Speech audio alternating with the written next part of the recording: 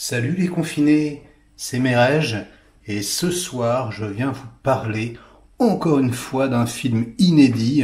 C'est une production A24, un studio que j'ai commencé à repérer il y a bien longtemps mais qui là depuis pop dans ma rétine, voilà, au moins une fois par semaine. C'est un studio nouveau qui produit voilà, plein de petites pépites et elles sont rarement distribuées en France où c'est compliqué, où ça met du temps. Et voilà, et c'est des projets assez ambitieux. Il n'y a pas forcément beaucoup d'argent, c'est des petits budgets, mais waouh, c'est toujours des trucs extrêmement intéressants. Et aujourd'hui, eh bien voilà, j'ai déterré voilà la pépite des pépites, j'ai envie de dire. Ça s'appelle The Last Black Man in San Francisco. Voilà, le dernier homme noir à San Francisco, on pourrait traduire comme ça. Et c'est tout simplement, alors comme dirait Akhenaton, une fracture nette de l'œil droit. Je veux dire, alors là, vos yeux ne vont pas revenir de ce qu'ils regardent, les petits enfants, puisque la photographie de ce film est tout bonnement hallucinante. Je vous mettrai des petites images pendant la critique. Vous allez voir, c'est pas compliqué. Très souvent, je critique des films en disant, on se rappelle pas de un plan. Là, c'est le contraire. J'ai envie de dire, on se rappelle de tous les plans. Je veux dire, tous les plans sont hallucinants. Donc le moindre plan qui devrait être informatif où des personnages se déplacent, par exemple de gauche à droite, ça va être truffé, voilà, de détails, de vie, de beauté. C'est mais une alu. Je m'en suis pas remis. Alors c'est un film très arty, on va dire, c'est un film d'auteur.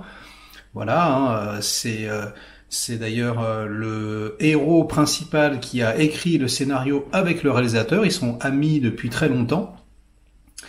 Et voilà, et donc ça a gagné le prix de la mise en scène au festival de Sundance en 2019. Donc là, ce qui déjà est assez voire complètement dingue pour un premier film, parce que c'est un premier film, et puis ça a également gagné le prix spécial du jury pour la collaboration, voilà, la collaboration entre les deux.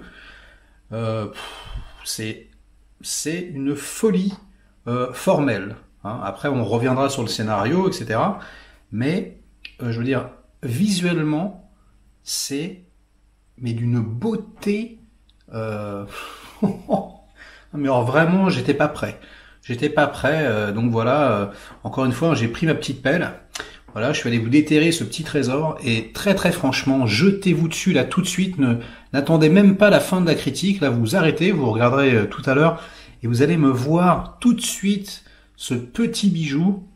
C'est, mais alors, waouh, rafraîchissant, mais à tous les niveaux. Alors déjà, ce qui est excellent, c'est que c'est un film de hood, voilà, un film de banlieue. Sauf que là, ça se passe à San Francisco, ce qui est assez rare. Il n'y a pas beaucoup de films de hood à San Francisco. Et surtout, c'est un film de hood qui est extrêmement original, puisqu'il évite tous les clichés du genre, même il joue avec.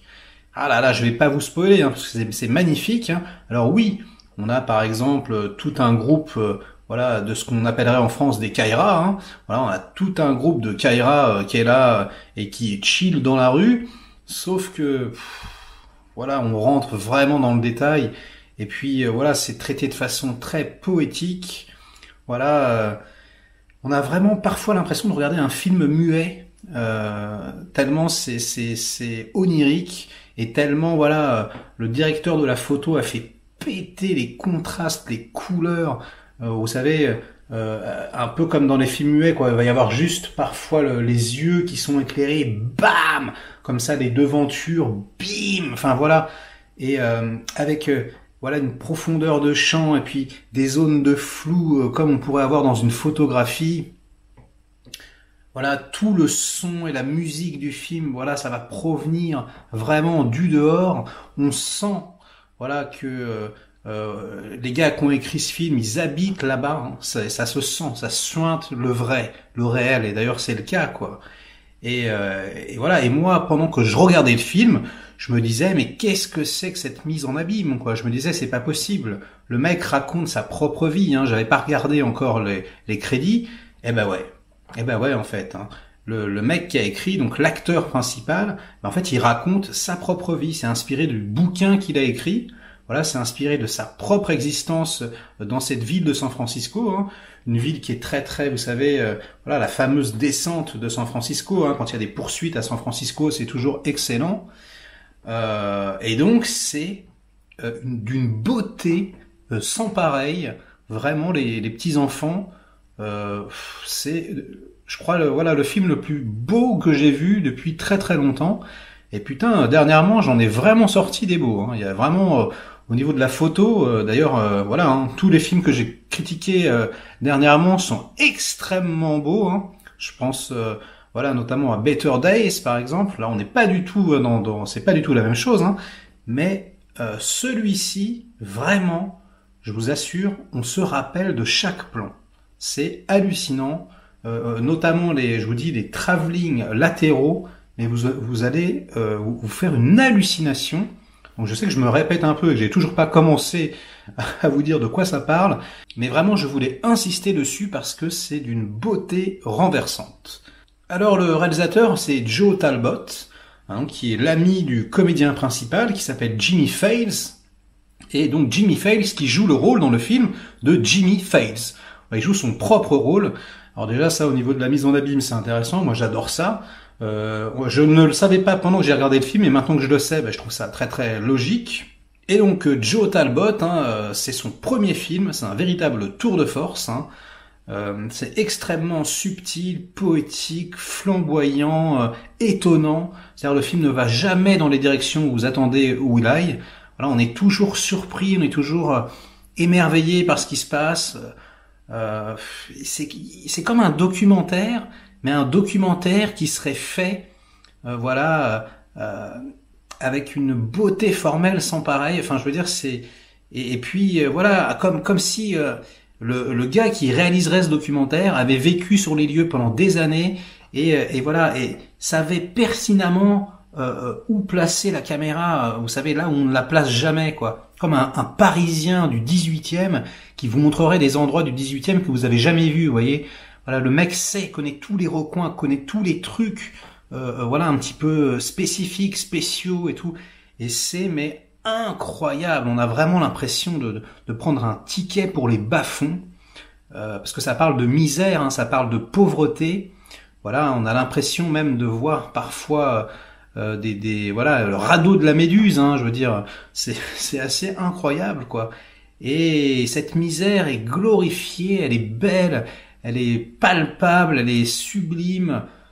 J'ai même pas envie de vous spoiler, je pourrais vous dire qu'est-ce qu'il y a, parce qu'en plus ça raconte pas forcément des choses essentielles dans le scénario, hein, c'est un film un peu de sensation comme ça, mais je vous assure, les images de la bande-annonce seront juste assez pour vous donner envie.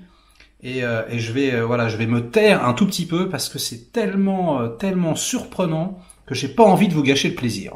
Alors qu'est-ce que ça raconte de Last Black Man in San Francisco? Eh bien ça raconte l'histoire de deux amis inséparables qui sont un peu hors normes, voilà, qui sont pas du tout, on va dire, dans les clichés de ce qu'on peut attendre. Hein. C'est deux Renois mais pas habillés avec des bonnets, hein, voilà. Ils ont des petites vestes, ils sont très arty, ils ont limite une cravate. Il y en a un qui est voilà, artiste, qui dessine, qui regarde absolument tout et voilà, qui prend des notes parce qu'il en même temps il écrit des scénarios, une pièce de théâtre, on sait pas trop ce qu'il fait. Voilà, et donc il l'observe, c'est comme voilà un appareil photo ambulant. Voilà, il prend toutes les notes. Il s'appelle Montgomery. Il est interprété par Jonathan Myers, un acteur que j'avais jamais vu, qui joue dans White Boy Ricky, un film assez moyen qui est sorti l'année dernière. En dehors de ça, il avait rien fait à part une série télé. Jimmy Fails, donc, c'est pareil, hein, c'est son premier rôle. Et Talbot, hein, le réal, c'est son premier film. Waouh, le talent à l'état brut, ça fait incroyablement plaisir. Bon, bref. Et ces deux amis, eh bien, ils arpentent un peu comme ça les rues. Ils se déplacent en skate à deux, où ils attendent le bus pendant des heures. Et Jimmy a une obsession. On comprend pas trop au début ce qu'il fait, hein.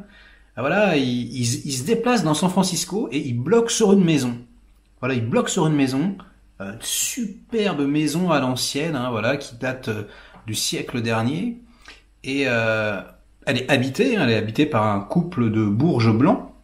Et lui, en fait, il y va, et sans demander l'autorisation, hein, des habitants, eh bien, il va réparer la maison. Donc, il prend, je sais pas, son petit pinceau, et puis voilà, il commence à peindre la devanture, voilà, il commence à mettre du vernis sur les fenêtres, et donc ça fait craquer les propriétaires qui en même temps sont contents, mais en même temps, ben voilà quoi, ils ont un mec pendu à leur fenêtre en train de faire des trucs qu'ils ont pas demandé.